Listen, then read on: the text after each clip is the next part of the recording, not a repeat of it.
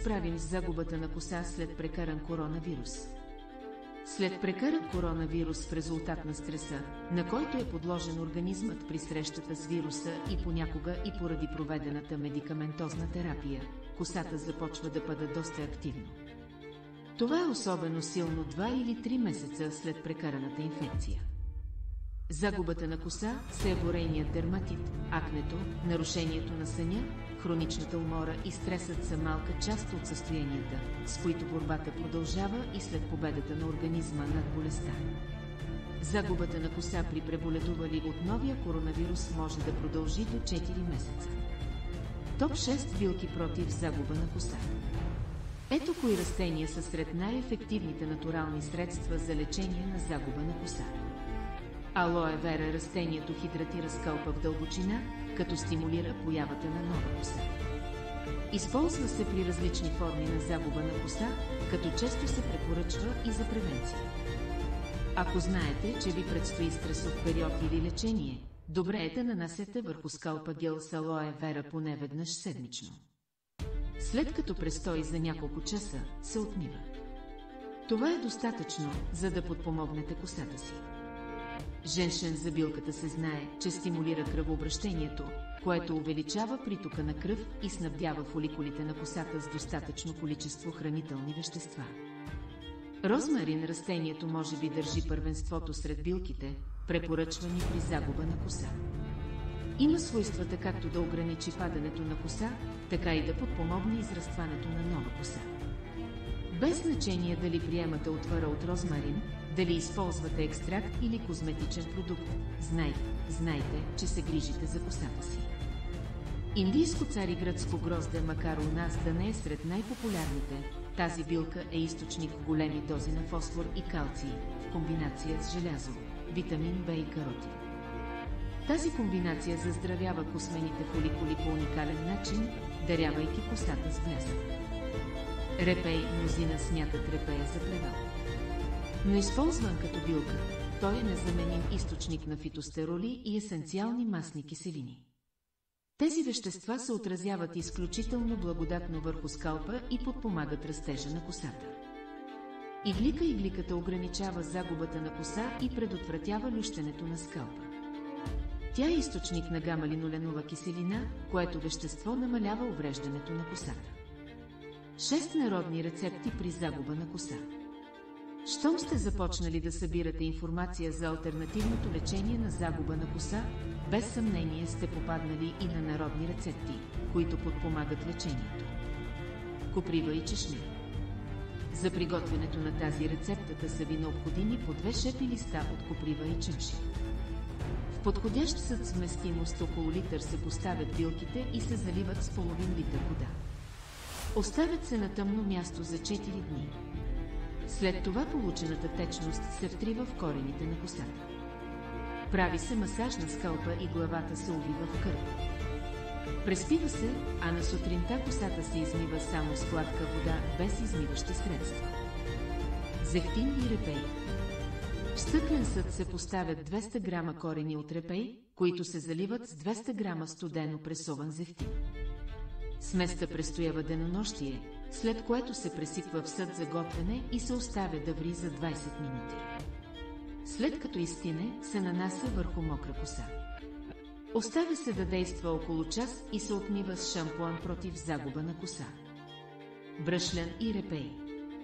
Следващата маска против окапване на косата се приготвя от по 50 грама бръшлян и същото количество корени от репей. Заливат се с половин литър вода и се оставят да врят на силен огън за 10 минути. След изстиване течността се втрива в корените на косата и се оставя да действа 1 час. Измива се с хладка вода. Хмел. Рецептата се изпълнява, като една супена лъжица шишарки от хмел се заливат с 1 чаша гореща вода. След охлаждане течността се нанася върху скалпа с помощта на памучен тампон. След около час косата се изплаква с хладка вода.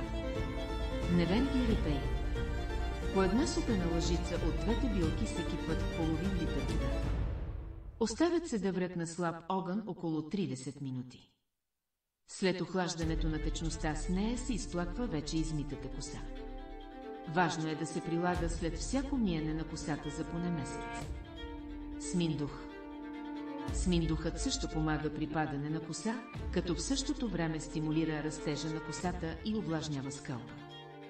3 супени лъжици семена от билката се киснат във вода за 10 часа. Смачкват се до получаването на фина паста и се нанасят върху косата. След като действа за поне 30 минути, сместа се отмива от косата. Ако и вие знаете домашни народни средства срещу загуба на коса, моля, споделете ги с нас в коментарите на видеото. 6 домашни маски срещу загуба на коса. Когато става дума за третиране на увредена коса, която е започнала да пада, ефективни са и някои маски, които могат да се приготвят у дома. В тях се комбинират разнородни съставки. Предлагаме ви 6, все някоя ще ви е от полза, ако и вие сте започнали да губите коса. Маска с алоe вера. Както вече стана дума, растението алоe вера има редица ползи по отношение превенцията на загуба на коса. За приготвянето на домашна маска против загуба на коса са необходими по една чайна лъжица мед, рициново масло, лимонов сок и сок от алоe вера. Съставките се смесват внимателно и се втриват в корените на косата. Главата се покрива с найлонова шапка и след това с дебела кърпа. Маската се оставя да действа за около 30 минути, след което се отмива с топла вода. Маска с бира. Против загуба на коса действа и горещата бира. За приготвянето на маска ви е необходима бира, с която да напоите добре цялата коса. Приготвената пенлива напитка се загрява и се нанася по цялата дължина на косата. Главата се увива с предварително затоплена кърпа. Маската се оставя за поне 2 часа, след което се отмива. Процедурата се повтаря най-малко 5 последователни дни, за да има ефект срещу загуба на коса. Маска с оцет и лимон. Против загуба на коса действа и маска, приготвена от супена лъжица е вълков оцет и същото количество сок от лимон. Сместа се втрива в корените и се разнася по цялата дължина на косата. Оставя се да действа за около 15 минути под кърпа. След това косата се изплаква с 250 мл бира и се измива с шампуан. Маска с майонеза. Половин чаша висококачествена майонеза се нанася върху суха и чиста коса. Главата се покрива с подходящо найлоново фолио. Маската се оставя да действа 15 минути, след което косата се измива с шампуан. Маска с картофи и розмарин. Освен че предпазва от оплешивяване, тази маска прави косата здрава и побойна. За приготвянето й се сваряват няколко картофа със средна големина заедно с 2 стръка розмарин. Водата от варенето се прецежда и с нея косата се облива ежедневно за период от 2 седмици или по-дълго. Маска с лук и дъбови кори. Към половин литър греща вода се добавят 2 супени лъжици дъбови кори и няколко глави кромит лук. Сместа се вари на слаб огън за 30 минути, след което се прецежда. С водата се измива косата. Смята се, че тази маска е подходяща за превенция на оплешивяването и за поддържане на здрава и красива коса. Благодаря за гледането. Ако сте намерили този видеоклип за полезен, ако и вие знаете домашни народни средства срещу загуба на коса, моля, споделете ги с нас в коментарите на видеото.